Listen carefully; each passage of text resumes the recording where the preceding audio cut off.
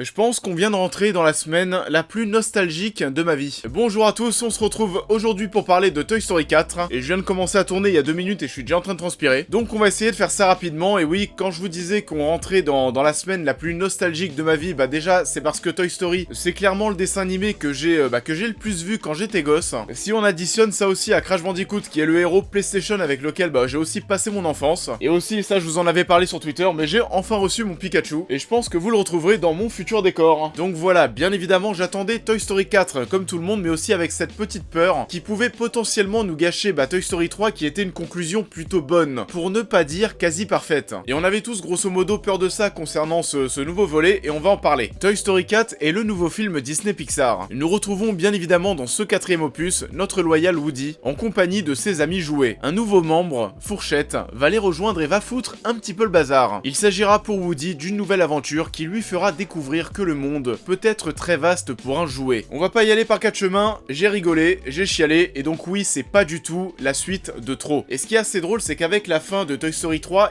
je ne voulais pas voir de suite. Parce que bon, on va pas passer notre temps à le répéter, mais la fin était vraiment énorme. Qui n'a pas chialé à la fin de Toy Story 3? Je l'ai revu la semaine dernière et ça marchait toujours. Et je dirais pas que Toy Story 4 est une meilleure conclusion, mais c'est une conclusion qui a plus de sens, qui est plus logique. Et ce qui est assez bizarre en tout cas avec ce nouveau métrage, c'est que j'arrive pas à imaginer que c'est le dernier épisode. J'arrive pas à accepter que c'est le dernier. J'ai grandi avec Toy Story. Toy Story, ça a quoi? Ça a 25 ans. Le premier est sorti en 95, je suis né en 94. Pour faire encore plus que c'est ma génération, faut y aller. Et j'arrive pas à me dire que c'est la dernière fois qu'on passe du temps avec ces jouets. Donc ces jouets, encore une fois, avec lesquels j'ai grandi. Toy Story, c'est mon enfance. Les héros Marvel, le MCU, ça a été mon adolescence. Et ce cycle aussi qui s'est terminé avec Avengers Endgame, qui m'a aussi foutu dans quelques états durant ma critique. Le petit fan derrière cet univers, il a quand même pris son pied. Putain, merde. Ah putain, je suis désolé. Voilà, ça fait quand même pas mal de choses avec lesquelles j'ai grandi qui sont terminées en quelques mois. Et donc on va passer au film, on va parler dans un premier temps des personnages qui a toujours été ce qui a été le plus important dans Toy Story. On a toujours eu une alchimie et des personnalités entre tous ces petits jouets qui se complétaient très bien. Ils vont tous avoir des personnalités distinctes, loyales comme Woody, drôles comme Rex, plutôt drôle, fou et apeuré. Tu vas avoir Zigzag aussi qui est en quelque sorte l'ami fidèle. Monsieur Patate, c'était plutôt la grande gueule, et même en termes de design, je trouve que ces jouets étaient même très beaux. Et dans ce nouveau Toy Story, on va retrouver pas mal de personnages avec lesquels on va passer pas mal de temps. On va avoir bien évidemment la Fourchette qui est très drôle, qui était pas un personnage qui me rassurait en termes de design dans les teasers, dans les bandes annonces, etc. Mais au final ça marche plus que bien. On va retrouver la bergère, on va avoir ces nouveaux personnages du lapin et du poussin qui sont aussi excellents. On a le motard canadien aussi qui est très drôle. D'ailleurs oui, ce personnage c'est celui qui est interprété par Keanu Reeves, et j'ai vu le film en VF, donc j'ai pas pu profiter de ça. Je regrette, mais absolument pas d'avoir vu le film en VF. J'ai grandi avec ces personnages en VF, avec ses voix, donc balèque. Mais j'essaierai quand même d'aller le voir en VO pour Keanu Reeves. Et vous le verrez, mais ces nouveaux personnages vont prendre beaucoup de place dans ce nouveau film, au détriment des nouveaux jouets qui vont clairement avoir un rôle secondaire. Ça sera certainement jugé dommage par beaucoup de personnes, mais oui, tout ce qui va être Rex, Bayonne, Zigzag, Monsieur Patate, etc., on les voit pas plus que ça. Et Jessie, c'est un petit peu pareil, on va lui donner un moment, une action à faire dans le film, donc elle va avoir sa scène qui dure 30 secondes, mais sinon, à part ça, et son cheval, c'est encore pire, hein, le cheval pile poil aux abonnés absents total.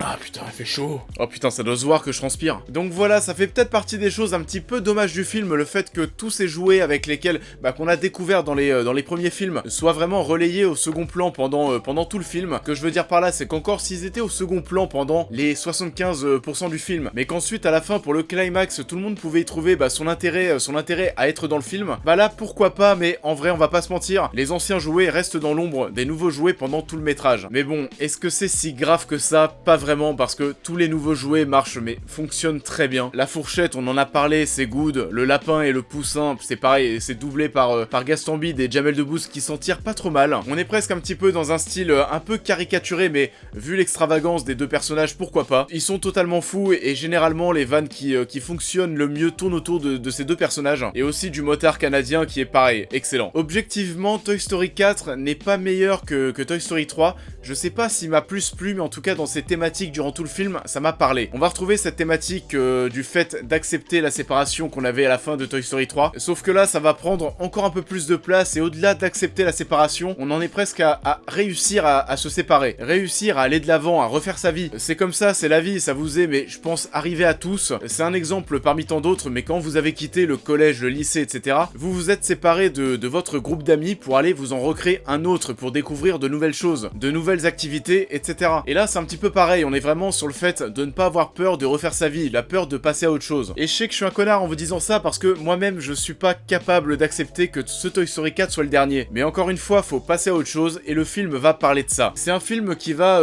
peut-être être un peu moins efficace que Toy Story 3 parce qu'il va avoir tendance à s'éparpiller un peu plus. On va avoir plus de personnages, plus d'endroits à découvrir. Il y a l'introduction avec la bergère, il y a le premier jour à l'école, il y a l'antiquaire, il y a la fête foraine, enfin voilà, il y a pas mal de choses. Là où Toy Story 3 se concentrait principalement sur la vie de la crèche. Et donc oui, on va encore retrouver nos jouets qui vont se retrouver dans un endroit dangereux. On avait la maison de Sid dans le premier, on avait le papy dans le deuxième, le 3 c'était la crèche avec Lotso. Et là cette fois-ci je pensais que ça allait être la fête foraine, mais en fait non, c'est plutôt l'antiquaire, avec une nouvelle méchante, Gabi Gabi et ses pantins. Et d'ailleurs les scènes, on va les retrouver, font presque scène horrifique. Ça pouvait être aussi un petit peu dans le même ton dans les anciens films, notamment le premier. Je me souviens quand j'étais gosse que toutes les scènes, on allait se retrouver chez Sid avec tous ses jouets qui étaient des jouets un peu glauques, et ça me faisait pas mal flipper. Et là j'ai un petit peu retrouvé cette ambiance dans ce Toy Story 4, dans ces scènes chez l'antiquaire. Et oui, ce ne sera absolument pas une surprise venant de chez Pixar, mais le film est beau. Que ce soit les jeux de lumière, à un moment on va avoir un plan mais vraiment sur des lustres et tout est en train de briller. Les jeux de lumière de la fête foraine de nuit, en début du film aussi, on va avoir quelques lumières, mais on va surtout se retrouver dans dehors, il va pleuvoir. Et pareil, la pluie est tellement bien faite. On va avoir en termes de détails tous les reflets de la lumière sur la peau entre guillemets de la bergère, les reflets dans les yeux de Poussin et Lapin. On est sur des jouets qui sont plus vivants que nature. On a, vous savez, tous les plis que vous allez avoir sur les vêtements des personnages. Les parents de Bonnie par exemple, il va y avoir le père qui va être en polo et on voit vraiment tous les plis en fonction des mouvements. Et les plis vont s'ajuster en fonction des mouvements de ces derniers. On a aussi un travail qui est remarquable au niveau des cheveux des personnages. On a l'impression qu'on peut distinguer chaque cheveu aujourd'hui. Et en plus, le matin où j'ai été voir Toy Story 4, je me suis rematé Toy Story 1 qui a 25 ans. Et donc oui, le gap graphique, tu le vois bien. Déjà qu'à l'époque, le premier c'était déjà une révolution parce que c'était le premier film d'animation réalisé intégralement en images de synthèse. Et je vous invite, c'est assez intéressant, mais à vous remater les 3-5 premières minutes de Toy Story 1 qui sont déjà un petit peu à l'image de tout le film, mais vous allez voir qu'en fait c'est vraiment que des successions de plans globalement fixes avec un ou deux personnages qui vont bouger dans le champ. Donc en fait c'est que des plans fixes avec un ou deux personnages qui apparaissent, qui vont interagir entre eux, et lorsque tu vas mettre tous ces plans à la suite, et ça va te permettre de créer une histoire. Et ça montre vraiment toute l'évolution technique qu'il y a eu depuis des années. Bon, c'est pas nouveau, il y a déjà 10 ans en arrière avec Toy Story 3 par exemple, on avait déjà des plans où ça bougeait bien plus, et on a des plans dans la crèche où on avait plein de jouets qui étaient en train de bouger en même temps. Je me rappelle aussi, je crois que c'était dans Dragon 3 qui avait énormément de personnages animés dans un seul et même plan. Et là oui, du coup en 2019 tu peux te retrouver avec ce Toy Story 4 qui va te balancer un générique d'introduction, qui est en quelque sorte un plan séquence et qui est une rétrospective des 3 premiers Toy Story. Donc oui, n'hésitez pas à revoir quelques scènes de Toy Story 1 avant d'aller voir Toy Story 4, parce que pour se rendre compte du gap graphique, c'est quand même pas mal. Et la fin est bien sûr plus qu'émouvante. Elle vous tirera très certainement une larme, si ce n'est plus, si vous suivez bien évidemment la saga depuis ses débuts. Et si vous n'avez pas vu les 3 premiers films avant Toy Story 4, bien sûr je vous invite à les rattraper. C'est une fin qui est très émouvante, qui va être un peu moins forte que celle de Toy Story 3. Pourtant sur le papier elle avait tout pour être plus forte, mais je pense qu'elle l'est moins parce que cette fin de Toy Story 4, on s'attendait à voir quelque chose qui allait nous faire chialer. Je m'attendais à pleurer à la fin de Toy Story 4, ça a été le cas, mais je la trouve quand même moins fort que celle de Toy Story 3, parce que celle de Toy Story 3, on s'y attendait pas vraiment, et en tout cas personnellement je l'ai vraiment vécu comme une gifle. Et pareil, les dernières répliques du film sont top, que ce soit les répliques du film en lui-même, mais aussi la dernière réplique des petites scénettes que vous allez retrouver dans le générique. Et pareil, à l'image du métrage, les dernières répliques du film, c'est Woody et Buzz, qui sont les deux personnages qu'on va retrouver bien sûr dans Toy Story 4, parce que oui, tout à l'heure quand je vous disais qu'on retrouvait moins les anciens jouets, Buzz n'était pas compris là-dedans. Et la dernière réplique qu'on va entendre dans le générique, ce sera Fourchette, donc un des nouveaux jouets. Et Toy Story 4, oui, c'était Woody et Buzz et les nouveaux jouets. Il n'en reste que Toy Story 4 n'est absolument pas le film de trop. C'est un film drôle, émouvant, où l'on prend encore une fois plaisir à suivre tous ces jouets. C'est un métrage qui parlera à la nouvelle génération, tout comme à ma génération bien sûr, qui a grandi en même temps que tous ces personnages. Et on parle souvent du Seigneur des Anneaux comme meilleure saga de l'histoire du cinéma, et bon, du côté de l'animation, et bah Toy Story ça se positionne pas trop mal aussi. Ça en est tout pour cette vidéo, j'espère qu'elle vous a plu. Si vous êtes d'accord avec la critique, je vous invite à la liker et la partager, à me dire en commentaire ce que vous avez pensé de ce Toy Story 4 et quel est votre Toy Story préféré. N'oubliez pas de me suivre sur tous les réseaux sociaux, Twitter, Instagram, Facebook, à vous abonner, à m'aider sur Tipeee et sur Utip. Et normalement, prochaine vidéo, on reviendra sur Crash Team Racing s'il fait pas trop chaud. Parce que là, je vous avoue que faire des vidéos quand t'habites au dernier étage à Paris, et bah c'est un peu chaud, c'est le cas de le dire. Donc on va essayer de survivre et de vous préparer ça, et je vous dis encore une fois, à très vite.